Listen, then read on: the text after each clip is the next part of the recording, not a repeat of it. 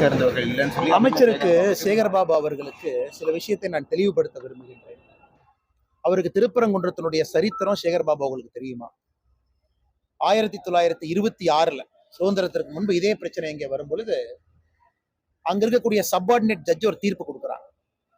திருப்பரங்குன்றம் கோயில் எந்த டவுட்டுமே இல்ல, தேவஸ்தானத்துக்கு சொந்தம், மலை யாருக்கு சொந்தம், அந்த பகுதிக்குள்ள அரசு நிலங்கள்ல இருந்து அரசுக்கு சொந்தமான 1926 கொடுக்கப்பட்ட தீர்ப்பு என்பது மிக தெளிவா இருக்கு. திருப்பரங்குன்றத்தை பொறுத்தவரை அது முழுமையா கோயிலுக்கு சொந்தம்.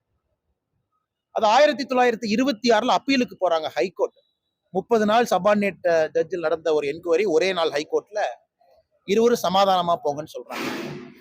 1931 ஃபைனல் பிரிவி கவுன்சில், அதான் highest law of the land. Privy council என்ன சொல்றாங்கன்னா, இது மிக தெளிவாக, இது முழுமையாக சபார்டினேட் ஜட்ஜ் கொடுத்திருக்கக்கூடிய தீர்ப்பை ஏத்துக்கிறோம், இது முழுமையா கோயிலுக்கு சொந்தம். அதோட பிரச்சனை முடிஞ்சது.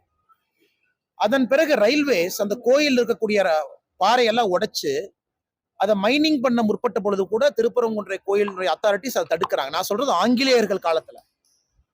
எனக்கு ஆங்கிலேயர்கள் இந்து மக்களுக்காக தற்காத்த ஒரு கோயிலை இப்ப இருக்கக்கூடிய அந்த திராவிட கும்பல், குறிப்பாக திராவிட முன்னேற்ற கழகம் அதை கொடுப்பதற்கு தயாரா இருக்கிறதா வேடிக்கை. அதனால சேகர்பாபு அவர்கள் முதல்ல இதெல்லாம் பேசுறதுக்கு முன்னாடி 1931 பிரிவி கவுன்சிலுடைய தீர்ப்பு எடுத்து ஒரு படிக்கணும். இன்னைக்கு புதிதாக இன்னொரு மதத்தை சார்ந்தவர்கள் இதை பிரச்சனை ஆரம்பிக்கிறாங்க. மேல காவல்துறை அனுமதிக்கிறாங்க, அங்க போய் சாப்பிட்றாங்க, ஆடு எடுத்துட்டு போறாங்க, ஒரு மக்களால் தேர்ந்தெடுக்கப்பட்ட எம்பியா எடுக்கிறாங்க. ஒரு எம்பி மேல நடவடிக்கை எடுக்க துப்பில்ல அவருக்கு.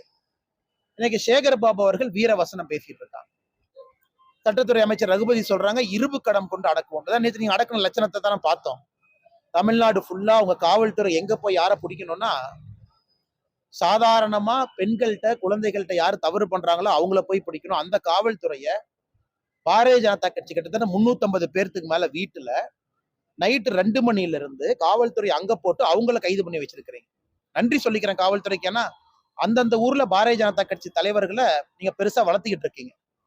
தெருவுல எங்க ஆளுகளை பெரிய ஆள் ஆயிட்டு இருக்காங்க. போலீஸ் 10 பேர் கைதா பண்ற அளவுக்கு நீங்க பெரிய ஆள் ஆயிட்டீங்களா? அதனால முதல்ல தமிழக காவல்துறைக்கும் முதலமைச்சருக்கு நன்றி சொல்லிக்கிறேன். நேற்று 350க்கு மேற்பட்ட இடத்துல தமிழக பாரதிய ஜனதா கட்சியை கைது பண்ணி வச்சதுக்கு. ஏன்னா நீங்களே பெரிய ஆள் ஆக்குறீங்க, மக்கள் நாயகர்கள் அவங்களை கொண்டு வர்றேன்.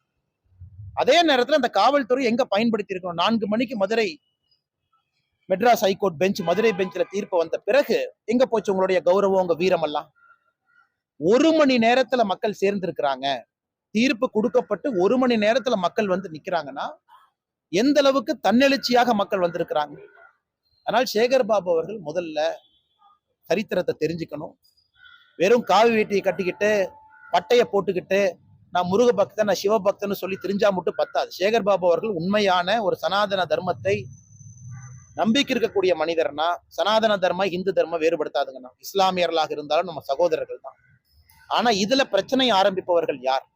இத்தனை காலமாக அமைதியாக இருந்த திருப்பரங்குன்றத்துல பிரச்சனை ஏற்படுத்தி இருப்பவர் யார்?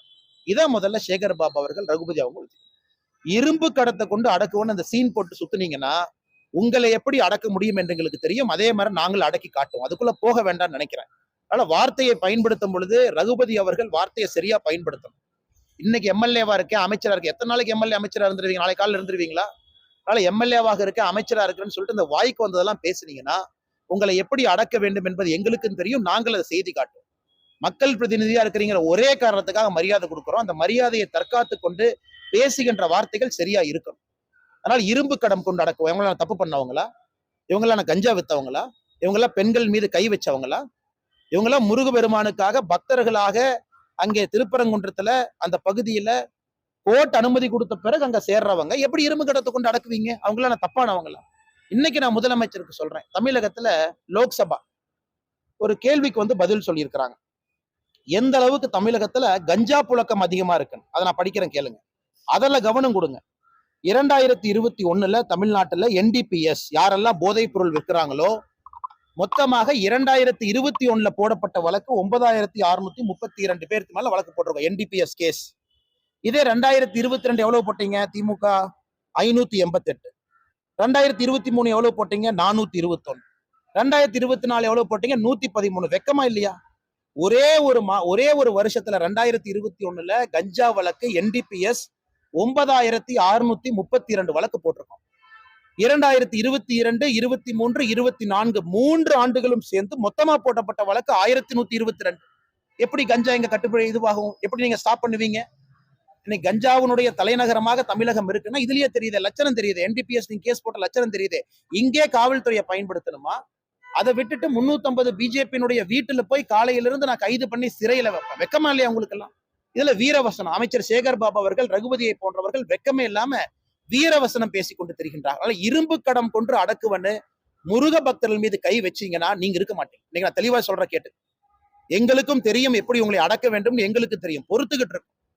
தார்மீக ரீதியா கோர்ட் என்ன அனுமதி கொடுத்திருக்காங்களோ அதுபடி இது நடந்துகிட்டு இருக்கு. இத்தனைக்கும் நான் அந்த இடத்துக்கு போக கூட இல்லை. அதனால இரும்பு கடம்னு இன்னொரு முறை இந்த வார்த்தையெல்லாம் பயன்படுத்தி மிரட்ட பாத்தீங்கன்னா ரகுபதி அவர்கள் இருக்கிற இடம் அவருக்கே தெரியாது. நான் அமைதியான முறையில அறவழி முறையில சொல்றேன், அமைச்சர் என்பதை தெரிஞ்சு சொல்றேன். இந்த மிரட்டுறது உருட்டுறதெல்லாம் கரைவேட்டி கட்டிருக்கிற திமுக காரங்கிட்ட இன்ப நிதிக்கு போஸ்ட் அடிச்சு ஓட்டுறவங்க சொல்லிக்கங்க. எல்லாம் முருக பக்தர்களை பார்த்து அமைதியான முறையில் அறவழி அத்தனை பேர் சேர்ந்தாங்க. என்ன பண்ணாங்க? பச உடைச்சாங்களா? தீ வச்சு கொளுத்தாங்களா? பொது சொத்துக்கு சேதம் விளைவிச்சாங்களா? அமைதியான முறையில அமைதியான முறையில பேசிட்டு போயிருக்கிறாங்க. அதனால தமிழகத்துல இன்னைக்கு பிரச்சனை உருவாக்குவது யார்? பிரச்சனை உருவாக்குவது திமுக. இத்தனை காலமா சும்மா திருப்பரங்குன்றத்தை ஊதி பெரிதாக்கியது யார்? நவாஸ்கனி போறதுக்கு அங்க என்ன ரைட்ஸ் இருக்கு? அங்க போய் மாமிசம் சாப்பிடறதுக்கு என்ன ரைட்ஸ் இருக்கு? அதையெல்லாம் பார்த்து மேல நீங்க கைது பண்ணீங்களா, நடவடிக்கை எடுத்தீங்களா? காரணம் அப்பீஸ்மெண்ட், மைனாரிட்டி கம்யூனிட்டி அப்பீஸ்மெண்ட் ஓட்டு எனக்கு வேணும், அப்பதான் அவங்க ஓட்டு போடுவாங்க. அதற்கு அக்கறை சொல்லக்கூடிய திராவிட முன்னேற்ற கழகம் அமைதியான முறையில இந்து பக்தர்கள் வந்தா, முருக பக்தர்கள் வந்தா ஏன் கை வைக்கிறீங்க? இதைத்தான் நான் திரும்ப கேட்கிறேன். அதனாலதான் விலாவரியா சொல்ல வேண்டிய ஒரு கடமை பிரிவி கவுன்சில் தீர்ப்புல இருந்து. அதனால காவல்துறை NDPS கேஸ் அங்க அனுப்புங்க. வெறும் 1122 கேஸ் போட்டு வச்சிருக்காங்க 3 வருஷத்துல. ஒரே வருஷம் 9632 அங்க போடுங்க, சந்தோஷப்படுறோம். அந்த வீரவசனத்தை பிஜேபி தலைவர்கள் மீது, தொண்டர்கள் மீது காட்டாது.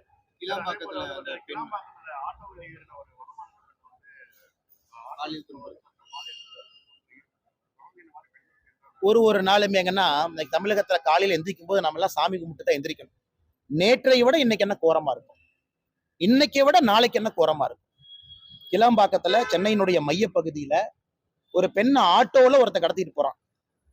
அதை பார்த்த யாரோ ஒரு நபர், நல்ல ஒரு மனிதர், போலீஸ் கண்ட்ரோல் ரூமுக்கு போன் பண்ணி அந்த பெண்ணை மீட்க வேண்டிய கட்டாயம் நமக்கு வந்திருக்கு. சென்ட்ரல் சிட்டில இவ்வளவு போலீஸ் வச்சிருக்கிறீங்க, ரோந்து படை வச்சிருக்கிறீங்க, வண்டி வச்சிருக்கிறீங்க, 2 வீலர் வச்சிருக்கிறீங்க, பெட்ரோல் போர்ஸ் இருக்கு, பிங்க் வண்டி இருக்கு.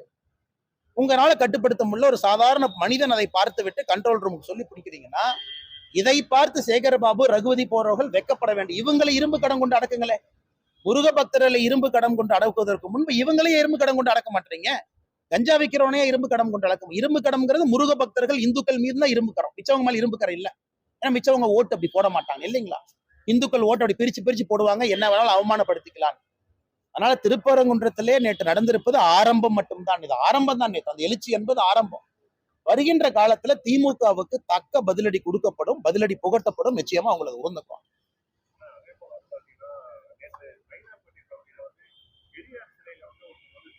அது தவறுனே. நான் ஏற்கனவே சொன்னது போலதான், பெரியாரின் மீது உடன்பாடு இல்லை, கோயிலுக்கு வெளியே அந்த வாசகத்தை வச்சிருக்கிறாங்க, உடன்பாடு இல்லை, அதை எடுத்துட்டு போய் பொது இடத்துல வச்சிடறோம். பிடிச்சவங்க பாருங்க, பிடிக்காதவங்க போகாதீங்க. மக்கள் பாக்குற பொது இடத்துல வைக்காதீங்க. காமனா கவர்மெண்ட் சொல்ற இடத்துல எல்லா தலைவர் சிலையை வச்சுக்கலான்னு தான் நாங்க சொல்றோம்.